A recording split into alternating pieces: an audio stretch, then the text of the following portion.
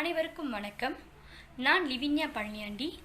எனது நண்பர்கள் நிவாஷினி முருகன், கண்ணன் மூர்த்தி ஆகிய மூவரும் இணைந்து தமிழ் மொழி கற்றல் கற்பித்தலில் புத்தாக்கம் எனும் இந்த பட்டறையில் புதிய செயலிகளை கொண்டு எவ்வாறு புத்தாக்கமிகு தமிழ்மொழி கற்றல் கற்பித்தலை நிகழ்த்தலாம் என்று படைக்க உள்ளோம். பிக்ஸ்டன், வாட்டெக்ஸ், விஸ்க் ஆகிய செயலிகள் தான் நாங்கள் தெரிவு செய்த செயலிகள். இந்த செயலிகளை கொண்டு எவ்வாறு கற்பிக்கலாம் என்று இவன் காண்போம். அனைவருக்கும் வணக்கம். என் பெயர் லிவின்யா பழனியாண்டி. எனது குழு உறுப்பினர்கள் கண்ணன் மூர்த்தி, நிவாஷினி முருகன்.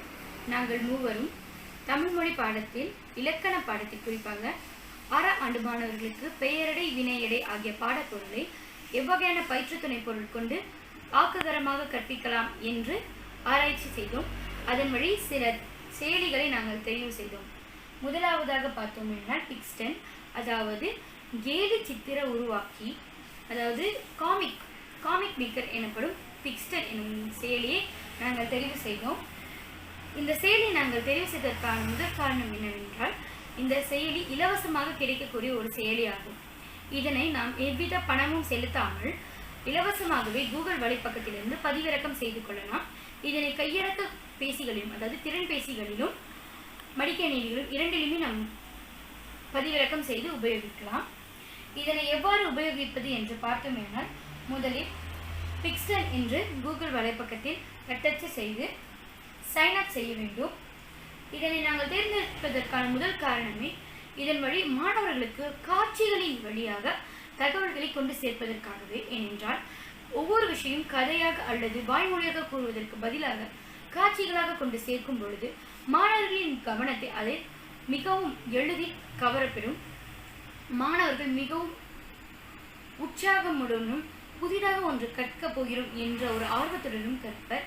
அது மட்டுமின்றி இந்த பிக்ஸ்டன் எனப்படும் கேளிக்கை சித்திர அந்த உருவாக்கிய மூலம் ஒரு புத்தகத்தையும் உருவாக்கிட முடியும். கேலி சித்திர புத்தகத்தை உருவாக்கிட முடியும். அதனை மாணவர்களுக்கு தட்டச்சு செய்து கைகளிலும் கொடுத்திட முடியும். இதனை உபயோகிப்பதற்கு சைன் அப் வித் கூகுள், அதாவது நமது மின்னஞ்சல் முகவரியை புகுத்தி பயன்படுத்திட வேண்டும்.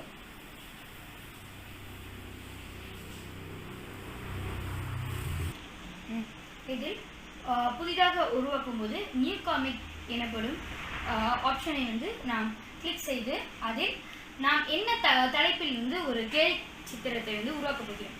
காட்டாக நான் அடை, அதாவது பெயரடை வினையடை, அதனால் அடை என்று தட்டச்சு செய்து கண்டினியூ. அடுத்ததாக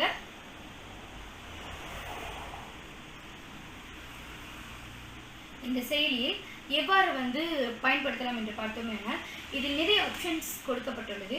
உதாரணத்திற்கு பேக்ரவுண்ட் என்று சொன்னால் அந்த படம் எந்த இடத்தில் நடக்கிறது அப்படின்ற ஒரு காட்சியாக கொடுக்கறதுக்கு. காட்டாக பார்த்தோம்னா, இங்கே ஒரு பள்ளியின் சூழ்நிலை, அதாவது பள்ளியின் பின்புறம் அந்த கோப்பைகள் எல்லாம் அடுக்கும் இடம், அந்த மாதிரிலாம் கொடுத்துருக்காங்க.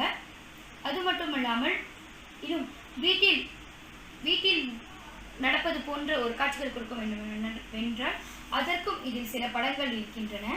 அடுத்ததாக கேரக்டர்ஸ் என்றால் இதில் அந்த கதாபாத்திரம் சித்திரங்களில் கதாபாத்திரம் என்பது அவசியம் அல்லவா, அதற்காக தான் பல கேரக்டர்ஸ் கொடுத்திருக்காங்க. இந்த கேரக்டர்ஸ் எல்லாம் என்று பார்த்தோமேனால் 100க்கும் மேற்பட்ட கேரக்டர்ஸ் கொடுத்திருக்காங்க. இதில் நமக்கு வேண்டியதை நாம் தெரிவு செய்து கொள்ளலாம். காட்டாக பார்த்தோம்னா ஒரு ஆணின் கேரக்டர். இந்த உருவகத்தை பார்த்தோம்னா ஆண் பால், பெண் பால் என இரு வகை பாலினத்துடையவருடைய சித்திரங்களும் இருக்கின்றன. இதில் வயதானோர், குழந்தைகளின் சித்திரங்களும் உள்ளன. அடுத்ததாக அவர்களை தெரிவு செய்த பின்னர் அவர்கள் எவ்வகையான உடையை அணிந்திருக்க வேண்டும். இப்போது வீடு என்று பார்த்தோம்னால் சாதாரண உடைகள், அல்லது அலுவலகம் என்று பார்த்தோம்னால் அதற்கான உடைகள், அந்த மாதிரி நாம் தெரிவு செய்து கொள்ளலாம்.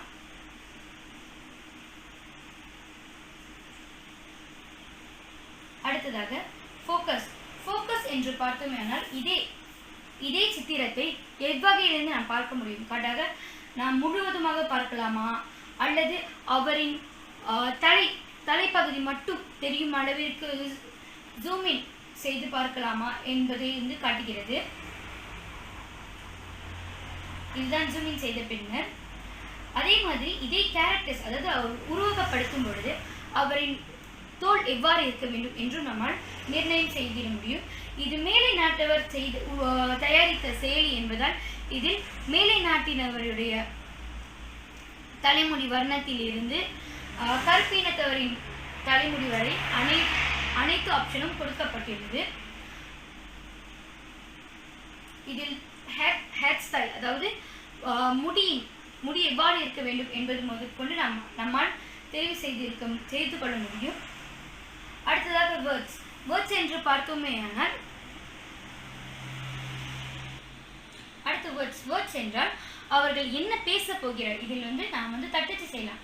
காட்டாக அம்மா என்று அவன் பேச போகிறான் என்றால் அந்த சித்திரம் அம்மா என்று பேசுவதற்கு அம்மா என்று தட்டச்சு செய்து கிளிக் பட்டனை நாம் அழுத்திட வேண்டும். இப்படி என்றால் அவர் பேசுவது போன்ற ஒரு சித்திரம் உருவாகும். அடுத்ததாக ஃபேஸ், அதாவது ஒவ்வொரு சித்திரமும் எவ்வகையான முகபாவனை கொண்டிருக்க வேண்டும். மகிழ்ச்சியாக இருக்க வேண்டுமா, அல்லது வியப்பூட்டும் வகையில் இருக்க வேண்டுமா, அல்லது கோபம், சினம், இன்னும் பலதரப்பட்ட முகங்கள் இதில் கொடுக்கப்பட்டுள்ளது. இதில் குறிப்பாக கிட்டத்தட்ட 200க்கும் மேற்பட்ட முகபாவனைகள் கொடுக்கப்பட்டுள்ளன. அடுத்தது ஆக்ஷன் என்று பார்த்தோம்னா உடற்கூறு மொழிகள், அதாவது அவர் வந்து பறக்கும் வகையில் அல்லது கைகளை உயர்த்தி அல்லது தரையில் சாய்ந்து என பல்வகையான அசைவுகளை வந்து இதன் வழி நாம் காண்பிக்க முடியும். காட்டாக பார்த்தோம்னால் கைகளை மேலே உயர்த்தி காட்டும் வகையில் இது வந்து மகிழ்ச்சியாக இருக்கும் பொழுது அந்த வகையான சூழ்நிலையை வந்து காட்டுகிறது. இதை வைத்தே நான் வந்து எனது பயிற்று துணை பொருளை வந்து உருவாக்கினேன். எனது பயிற்று துணை பொருள் ஒரு வகுப்பில் பெயரடை வினையடையை வைத்து எவ்வாறு ஆசிரியர் கலந்துரையாடல் செய்கிறார், அப்படி அந்த சூழ்நிலை பொறுத்தே அமைந்துள்ளது. இந்த கேலி சித்திரத்தை வகுப்பில் மாணவர்களுக்கு ஃப்ளிப்புக்காக கொடுப்பதே எனது ஏடல். இவ்வாறு ஃப்ளிப்புக்காக கொடுத்தால் மாணவர்கள் அதனை மிகவும் பிடித்த வகையில், அதாவது அவர்கள் மிகவும் எளிய வகையில் வந்து திறன்பேசிகளை உபயோகித்து வந்து பயன்படுத்தலாம். நான் தயாரித்த கேலி சித்திரம் இதுவே. இதனை உருவாக்கி முடித்தவுடன் நாம் டன் என்னும் விசையை வந்து அழுத்திடலாம். இதை அழுத்தவுடன் நம்மளுக்கு வந்து நாம் தயாரித்த அனைத்து கேலி சித்திரங்களும் பதிவிறக்கமாகிவிடும் நமது மடிக்கணினியில். அடுத்ததாக இந்த பதிவிறக்கம் ஆனதையெல்லாம் நான் ஒரு வேர்ட் எனப்படும் டாக்குமெண்ட்டில் வேர்ட் அதில் வந்து முதலாவது பக்கம் மட்டும் நானே சொந்தமாக தயாரித்தேன். இதில் வந்து அதாவது நம்ம புத்தகம் மாதிரி கேலி சித்திரங்களை கொண்டு புத்தகமாக தயாரிக்கப் போகிறோம் அல்லவா, அதற்கு வந்து ஒரு அட்டையாக இது கொடுத்துவிட்டு அடுத்து நமது சித்திரங்களை அனைத்தையும் இதில் வரிசையாக அடுக்கிட வேண்டும். இதுவே நான் தயாரித்த அந்த சித்திரங்கள். முதலாவதாக வகுப்பறையில் ஆசிரியர் பேசுவது போல, அதற்கு மாணவர்கள், இதுவே நான் உருவாக்கிய அந்த கேளிக்கை சித்திரங்கள், காமிக்ஸ். இதனை வரிசையாக அடுக்கிடலாம். இதனை மாணவர்கள் பார்க்கும்போது ஃப்ளிப்புக்காக இருக்கும். எனவே அவர்களுக்கு வந்து மிகவும் எளிமையாக வந்து படித்து கொள்ளலாம். இதை அனைத்தும் நாம் சுயமாக உருவாக்குகையில் அவரவருக்கான அந்த முகபாவனைகள் எல்லாம் இணைத்து மிகவும் அழகான முறையில் நேர்த்தியாகவும் கொண்டு வந்துடலாம். அடுத்ததாக இதனை அந்த வேர்ட் டாக்குமெண்ட்டில் சேவ் செய்துவிட்டு அதனை பிடிஎஃபாக மாற்றலாம். இதுவே வந்து பிடிஎஃபாக மாற்றிய பின்னர் அதன் உருவாக்கம் பிடிஎஃபாக மாற்றிய பின்னர் அதனை கூகுள் வலைப்பக்கத்தில் ஃப்ளிப்பிங் புக் எனப்படும் ஒரு வலைப்பக்கத்தில் அதனை அப்லோட் ஆனவுடன் அதனை மாணவர்களுடன் நம்மால் பகிர்ந்து கொள்ள முடியும். இதுவே நான் தயாரித்த அந்த ஃப்ளிப்புக்கின் முகவரி எண்.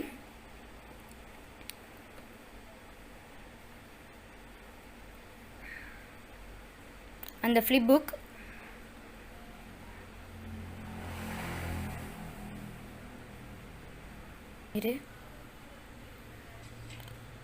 இதுவே அந்த ஃப்ளிப் புக். இதனை வந்து மாணவர்கள் வந்து திறன்பேசிகளிலே கையடக்க கருவிகளிலும் வந்து எடுத்துக்கொள்ளலாம். இதற்காக தனியாக வந்து அச்சிட வேண்டும் என்ற அவசியம் இல்லை. அச்சிட்டு கொடுத்தாலும் மாணவர்களுக்கு படிப்பதற்கு எளிமையாகவும் இருக்கும். அது மட்டும் இல்லாமல் ஒரு புது வகையான ஆக்ககரமான கற்றல் கற்பித்தலை இதனால் வந்து நிகழ்த்திட முடியும் என்பதற்காக தான் இந்த ஒரு செயலியை நாங்கள் தெரிவு செய்தோம். இது போன்ற செயலிகள் வந்து உட்புகுத்தி செய்வதனால வகுப்பறையில் அமைதி நிலவுவதுடன் மாணவர்கள் அனைவரும் நிச்சயம் வந்து மிகவும் குறுகிய காலகட்டத்தில் படித்து உய்த்துணர்ந்து அந்த தலைப்பினை விளங்கி கொள்ள முடியும்.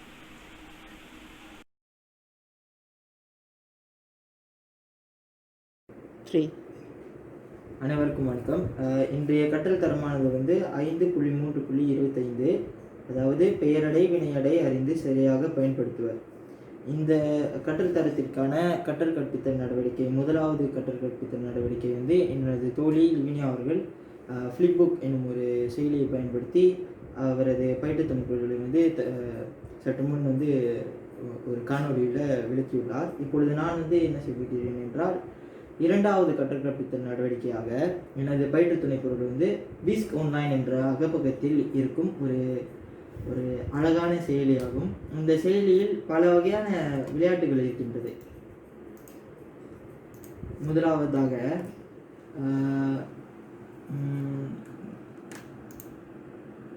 Play games. இங்கே வந்து ஆர்கேட் என்னும் கேம் இந்த அகப்பக்கத்தில் baseball, bee keeper, bingo, billion knowledge, chuck a luck போன்ற பல வகையான விளையாட்டு முறைகள் கொண்டு கேள்விகள் எழுப்பி மாணவர்களின் சிந்தனையை கொண்டு நம்ம வந்து இந்த விளையாட்டை வந்து நம்ம தொடங்கலாம். அதாவது நம்மளோட கற்றல் கற்பித்தல் நடவடிக்கையில் வந்து நம்ம என்னால் இணைக்க முடியுது. அந்த மாதிரி ஒரு விளையாட்டு தான் வந்து நான் வந்து மாணவர்களுக்கு தேர்வு செய்துள்ளேன்.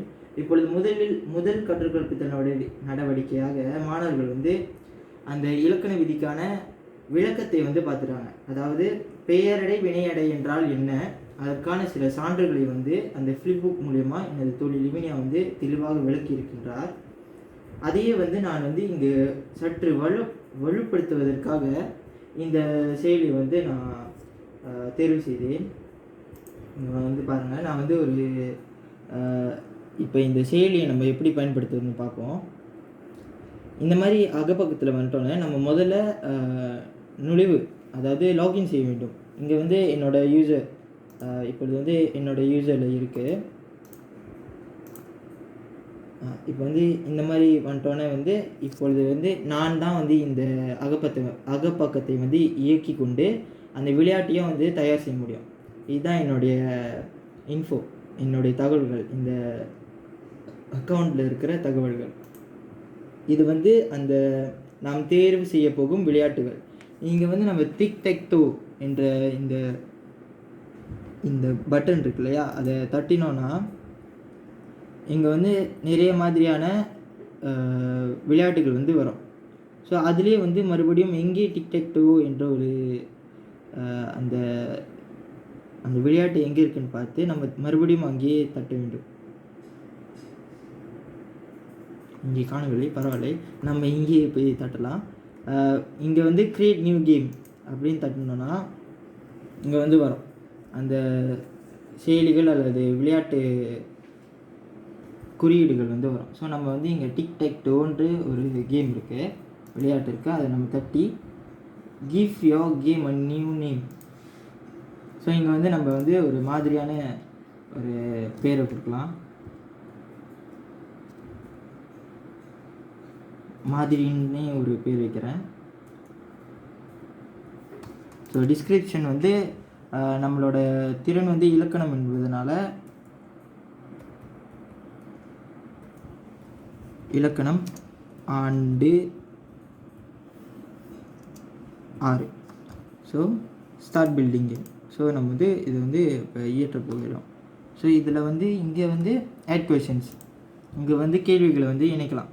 இங்கே வந்து ஒரே ஒரு கேள்வி மட்டும்தான் இருக்குது. ஸோ நம்ம கூடுதலாக ஒரு 10 கேள்வி செய்ய போகிறோன்னா இதை தட்டிக்கிட்டே இருந்தோன்னா அது வந்து கூடிக்கொண்டே போகும். இப்போ வந்து இங்கே 10 கேள்விகள் வந்து வந்துருச்சு.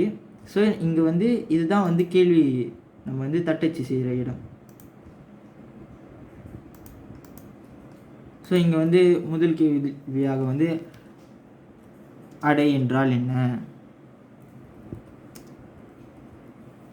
அப்படின்னு ஒரு மாதிரி கேள்வி போட்டோம்னா, இங்கே வந்து அடை என்றால் என்ன? ஒரு தன்மையை விளக்கக்கூடியது.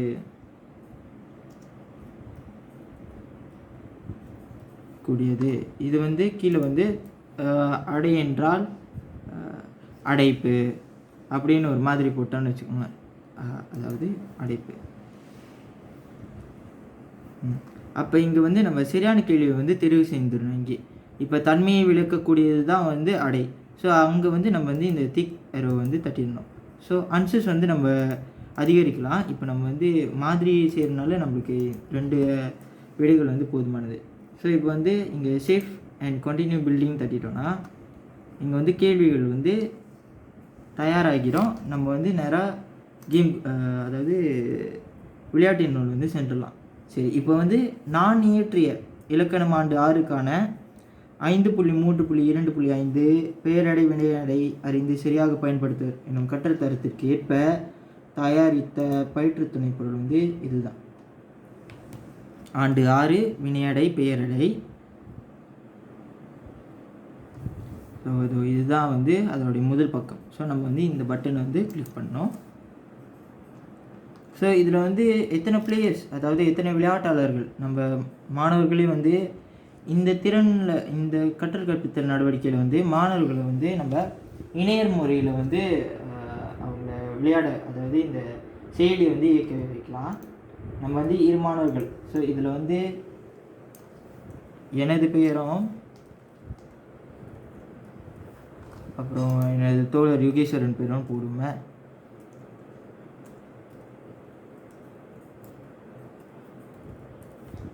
ஸோ அவருக்கு எனக்கான குறியீடு வந்து பிழை, அவருக்கு வந்து வட்டம்.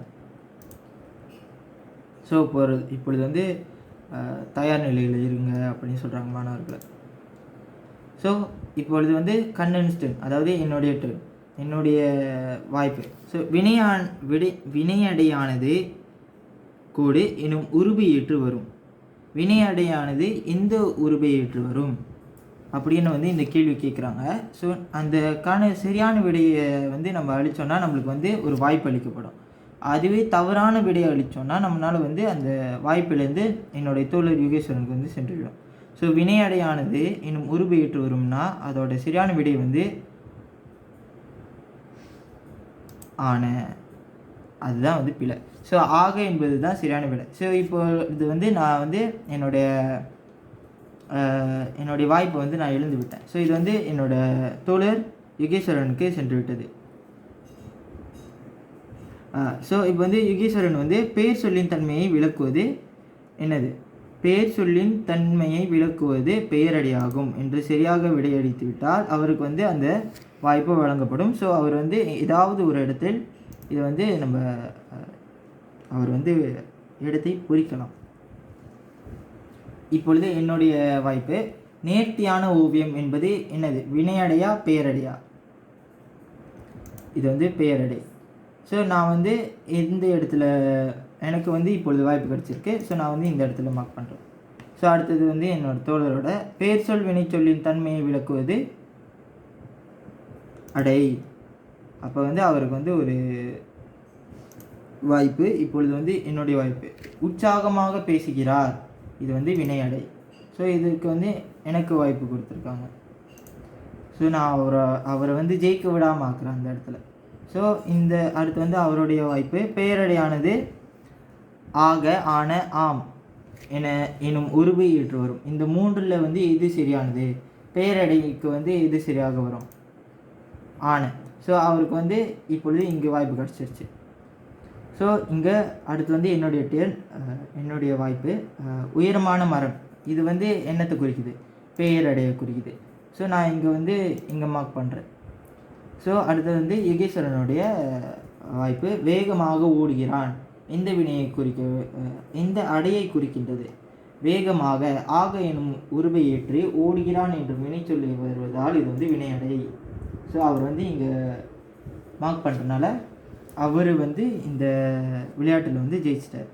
ஸோ இதுவே நம்ம வந்து மாணவர்கள்ட்ட நடத்தும் பொழுது அவர்களுக்குள்ள வந்து ஒரு போட்டித்தன்மை வரலாம், அல்லது இணைய முறையில் இதை செயல்படுத்துறதுனால அவர்களுக்குள்ள வந்து ஒரு வெற்றி அடையணும்னு ஒரு உற்சாகத்தை கொண்டு வந்து அவங்க வந்து இந்த விளையாட்டில் வந்து ஈடுபாடு வந்து அதிகரிக்கலாம்.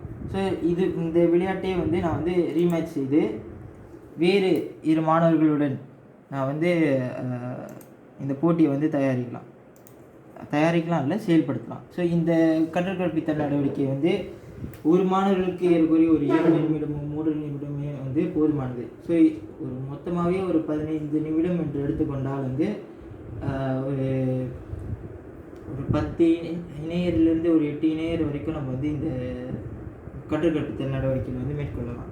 ஸோ இது வந்து ஒரு சிறப்பான செயலியாகவே அமையுதுன்னு வந்து என்னுடைய கருத்து. இதே வந்து இந்த இலக்கண கற்றல் தரம், அதாவது பெயரடை வினையடைக்கு வந்து ஏதுவான ஒரு செயலி என்று கூறிக்கொண்டு என்னுடைய தோழி நிவாஷினி அவர்களுக்கு வழிவிட்டு நான் நிறைவடைகிறேன். நன்றி, வணக்கம்.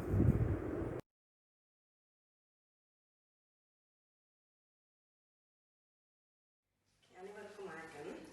ஏற்கனவே வந்து என்னுடைய நண்பர்கள் 2 கற்றல் கற்பித்தல் நடவடிக்கை விளக்கியிருப்பார்கள். முதலாவது நடவடிக்கையாக வந்து ஆசிரியர் எப்படி ஒரு தலைப்பை மாணவர்களுக்கு விளக்குகின்றார். அதாவது நாங்கள் தேர்ந்தெடுத்த தலைப்பானது அடையில் வந்து பெயரடை வினையடை என்று 2 பகுதியாக இருக்கின்றது. ஆக அந்த பெயரடை வினையடை என்ற பகுதியை ஆசிரியர் எப்படி மாணவர்களுக்கு சமர்ப்பிக்கின்றார் என்பதை ஒரு அழகான செயலின் மூலம் என்னுடைய நண்பர் கூறியிருந்தார்.